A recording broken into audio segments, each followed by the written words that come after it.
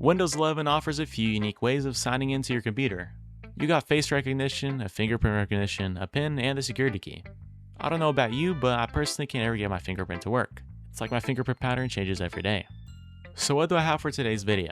Well, I have a Java smart card and a USB smart card reader. At first look, you might be thinking that we're going to do something illegal today.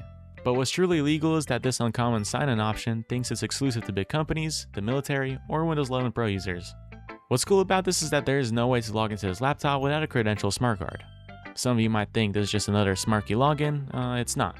This is PIV, which stands for Personal Identity Verification, the actual credential standard used by the military and big enterprises. Think of it like a common access card. A common access card is what the military issues to soldiers and contractors, and it uses the same exact PIV standard to log into secure systems. And yes, I am reading a script, please forgive me, but I have to get my facts straight. Can't get this wrong anymore. I can't take the hate. I just can't. The big difference between PIV and the simpler security key option is that PIV relies on an actual certificate.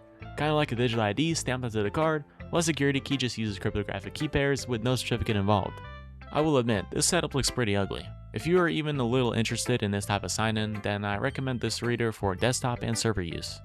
If you're rocking with a laptop like I am, look for laptops that already have a smart card reader built in. So why am I making this video? Well, two things. First, I'd like to announce my departure to MCRD San Diego for 3 months for my journey to become a United States Marine. I'm actually heading out next week. Now, what that means for the channel is I'm gonna have some pre-recorded YouTube shorts spread out across 3 months. So I'm sorry, but I won't be able to heart every comment like I usually do. And I'm asking that you guys stay subscribed and keep this thing alive. Second, I dropped a whole guide on my website on how to set all this up on Windows 11 Home. That's why the rest of the video will be a quick overview on how I set up this Java card, made the certificates, troubleshooted, etc. Alright, I hope you liked the demo. This is the tutorial/overview section, or whatever you want to call it. I gotta hurry up, so let's make this brief. Anyways, you're going to need the following, starting with the Java runtime. I use Temu, and I use Temurin. It's free, and honestly, this is just the thing you need to get the next tool running, which I'm about to mention is Global Platform Pro. This is actually the tool that loads software onto your blank card. Without this, your Java card is just a fancy piece of plastic. Then you need the PIV applet itself. This is the open source program that basically turns your blank card into an actual PIV identity card. Now there are different versions depending on your card model, so don't just grab the first one you see or you're gonna have a bad time. After that, get Yubico PIV tool. And no, I'm not using a YubiKey, but this tool is what manages the keys and the certificates on the card. Also, you need EID authentication. This is the piece that lets a normal Windows PC, one that's not on a company domain, actually accept a smart card at the login screen.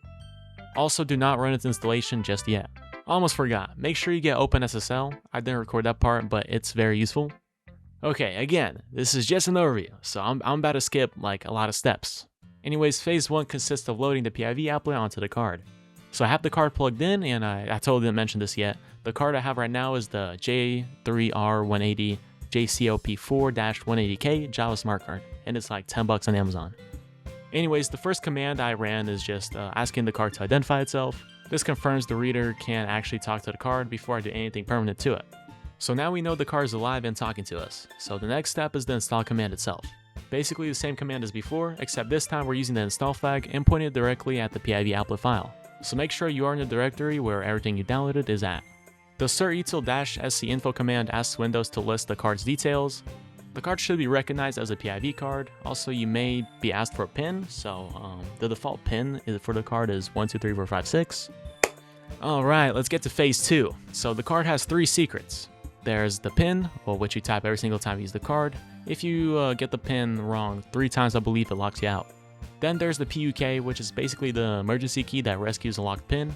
But if you mess that up 3 times too, the card's done, permanently, no coming back from that one. And then there's the management key, which you barely touch, but you need it for almost, I think, every write operation on the card. All of these secrets will be changed with the Yubico PIV tool. You can run each command in PowerShell and replace my placeholders with actual custom values. I replicated this error for you guys as a reminder that you gotta run this command in the same directory as the Yubico tool installation. Alright, I'm not going over this phase, but this is where OpenSSL comes in and helps you make a valid Windows Trusted Certificate that works with your PIV card.